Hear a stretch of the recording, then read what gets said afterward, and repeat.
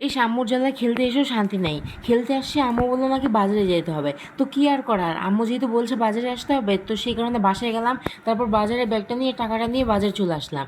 এখন আম্মু বলতেছে অনেক কিছু লাগবে, এখন লিস্টটা ধরিয়ে দিয়েছে আমার হাতে।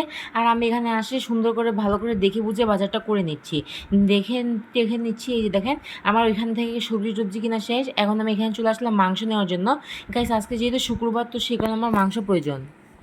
উফ, অবশেষে বাজারে ভেজাটা শেষ করে আম্মুকে বাজারের ব্যাগটা ধরিয়ে দিলাম আর আমি চলে আসলাম খেলার জন্য। এসে দেখি সবার খেলা শেষ, সেই কারণে মনটা খারাপ করে বাসায় চলে যাচ্ছি। যখন গেলাম তখন দেখলাম যে ব্রিজের নিচ দিয়ে কত সুন্দর করে নৌকা চলে যাচ্ছে, তাদেরকে নৌকা পার করিয়ে দিচ্ছে। এখন আমার ভাই বললো সে নাকি ঠান্ডা খাবে, তো তাকে ঠান্ডা কিনে দেওয়ার জন্য এদিকে চলে আসলাম।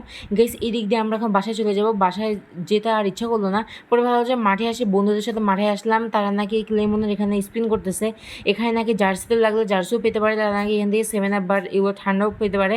আমি আমার বন্ধু খুব মজা করতেছি, আমার বন্ধু আর আমি খুব হাসাহাসি করতেছি। আজকের দিনটা অনেক সুন্দর কাটলো। এই দেখেন, এরা সবাই আমার বন্ধু।